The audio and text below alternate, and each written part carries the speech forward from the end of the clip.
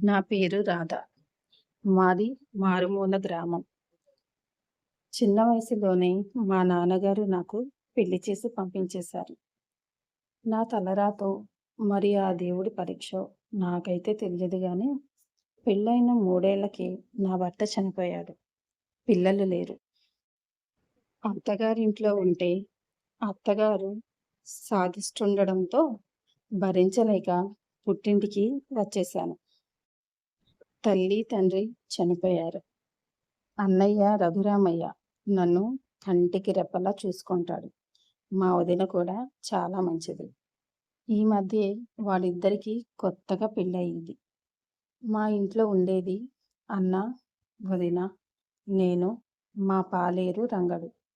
మాకు గేదెలు, ఆవులు, కోళ్ళు ఇలా చాలా చాలా ఉన్నాయి. వాటిని చూసుకోవడానికి మా పాలేరు రంగడు మా ఇంట్లోనే ఉంటాడు. వీడికే పాలేరు. చాలా నమ్మకస్తుడు. అంతకంటే మంచివాడు. నేనన్నా, అన్నయ్యన్నా చాలా అభిమానంగా ఉంటాడు. ఏ పని చెప్తే ఆ పని చాలా శ్రద్ధగా చేస్తాడు. అనుకోకుండా పౌర్ణమి రోజు చూడకూడనిది ఒకటి చూశాను. అదేమిటో ఇప్పుడు మీకు చెప్తా. నిండు వెన్నెల, పున్నమి రేయి, దానికి తోడు చల్లని పిల్లగాలి. మొదటి జాము దాటి రెండవ జాములోకి ప్రవేశిస్తున్న వేళ. మా ఇల్లు ముచ్చటగా 4 గదుల పెంకుటిల్లు. ఒకటి వంటగది, దాని పక్కనే పూజ గది, దాన్ని ఆనుకుని రఘురామయ్య, అదే మా అన్నయ్య గది. రఘురామయ్య గారి చెల్లెలు రాధ.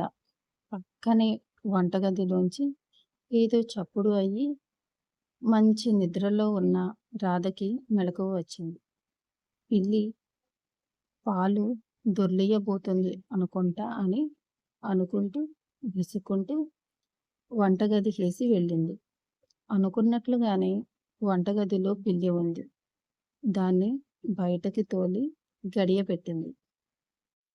తిరిగి వెళుతుంటే వాళ్ళ అన్నగారి గదిలోంచి ఏవో చప్పుళ్ళు వినిపించాయి. చూడకూడదు అనుకుంటూనే వెళ్ళి కిటికీని చిన్నగా తెరచి చూసింది. రఘురామయ్య, అతని భార్య కళావతి ఇద్దరూ ఒకే మంచం మీద పడుకుని ఉన్నారు. రఘురామయ్య తన భార్య గొంతులపై చెయ్యి వేసి నిదానముగా, అదే క్రమంలో కళావతి కూడా బాగా దగ్గరగా భర్తని లాక్కుంటుంది.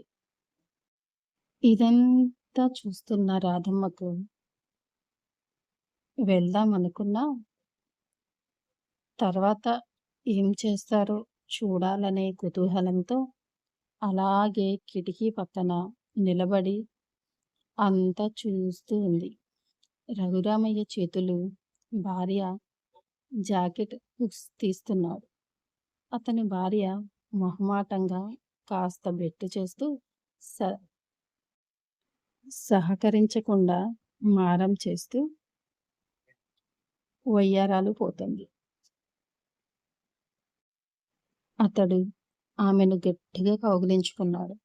అతని శరీరానికి ఆమె తగిలేసరికి ఆమె చెనగొబ్బలు అతని ఛాతీకి గట్టిగా హత్తుకుని ఉన్నాయి. అంతే, ఇద్దరిలోనూ వేడి పుట్టింది. ఉక్కు కౌగిలి లాంటి అతని కౌగిలిలో ఇమిడిపోయింది కళావతి. ఇద్దరు కొత్తగా పెళ్ళైన భార్యాభర్తలు నవయవ్వనంలో ఉన్నారు. ఇంతలో కిటికీ దగ్గర నుండి చూస్తున్న రాధ చేతికి అక్కడ ఉన్న ఒక డబ్బా తన చెయ్యి తగిలి కింద పడింది. ఆ చప్పుడుకి ఇద్దరు ఏమీ తెలియనట్టుగా పడుకున్నారు. నిద్రపోతున్నట్లు నటిస్తున్నారు కానీ నిజానికి వాళ్ళిద్దరికీ నిద్ర రావడం లేదు. రఘురామయ్య చిన్నగా కళ్ళు తెరిచి చూశాడు. అసలే వెన్నెల రాత్రి.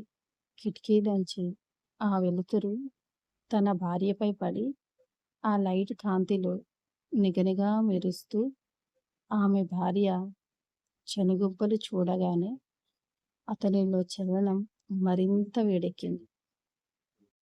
ఆమె నున్నటి శరీరాకృతి చూసి అతనికి పిచ్చెక్కిపోయింది. అలా చాలా సుతారంగా ఆమె చెనుగుబ్బల మీద 2 చేతులు వేసి మర్దన చేస్తున్నట్లుగా చాలా సుకుమారంగా వాటిని నలుపుతున్నాడు. ఈ చర్యకి ఆమెలో చలనం ప్రారంభమైంది. మెలికలు తిరగడం మొదలుపెట్టింది. భార్య కూడా సహకరించేసరికి అతను వెర్రివాడైపోయాడు. తనకి అనుకువగా భార్యను పడుకోబెట్టి వాటంగా చేయడం మొదలుపెట్టాడు. అతను చేస్తున్న స్పీడ్కి ఆమె, మంచం రెండూ ఊగిపోతున్నాయి. వాళ్ళిద్దరూ ఒక్కటైపోయారు. గాలి కూడా చొరబడనంతగా ఆ ఇద్దరి సంసారం సాగుతుంది. ఇదంతా కిటికీలోండి చూస్తున్న రాధమ్మ మతి గతి తప్పింది. ఏమి చేయాలో అర్థం కాలేదు. నేను ఇక్కడే ఉంటే ఏమైపోతానో అని తనకే భయం వేసి తన గదిలోకి వెళ్ళి పడుకుంది. ఈ వీడియోకి నేను 2K లైక్స్ ఎక్స్పెక్ట్ చేస్తున్నాను. కంప్లీట్ చేసేయండి. 2K లైక్స్ ఎంత త్వరగా ఫినిష్ చేస్తే నెక్స్ట్